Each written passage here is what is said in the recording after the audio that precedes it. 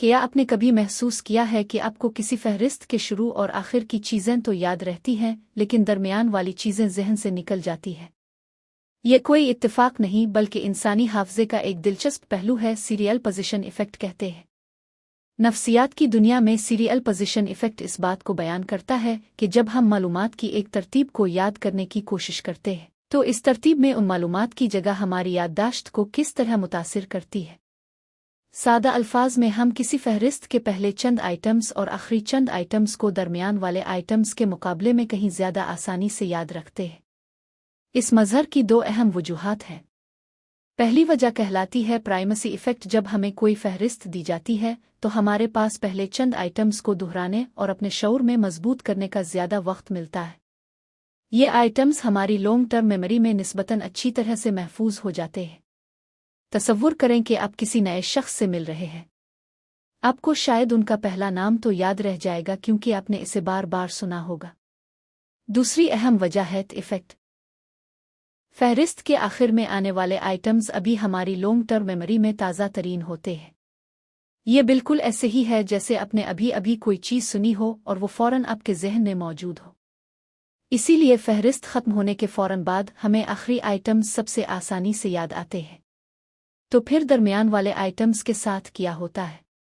वो क्यों इतनी आसानी से भूल जाते हैं? इसकी वजह यह है कि इन आइटम्स को ना तो शुरू वालों की तरह दोहराने का इतना मौका मिलता है कि वो लॉन्ग टर्म मेमोरी में मुंतकिल हो सके, और ना ही वो आखिर वालों की तरह लॉन्ग टर्म मेमोरी में इतने ताज़ा रहते हैं।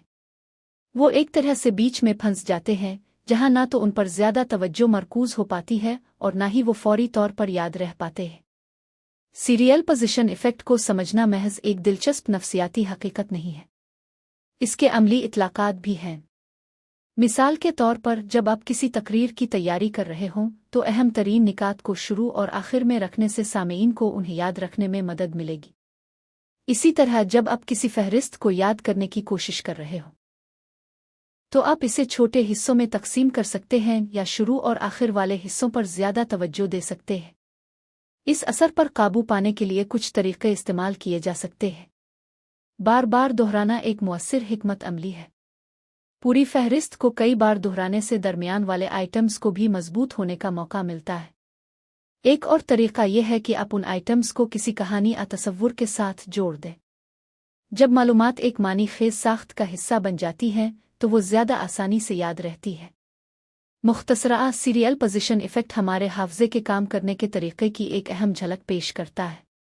ये हमें बताता है कि तरतीब में मालूमात की जगह हमारी याददाश्त की कारकर्दगी को किस तरह मुतासिर कर सकती है। इस इल्म को इस्तेमाल करते हुए हम अपनी सीखने और याद रखने की सलाहियत को बेहतर बना सकते हैं। आज के लिए इतना ही। फिर हाजिर होंगे एक और दिलचस्प मौजू के साथ। अल्लाह हाफ़िज़।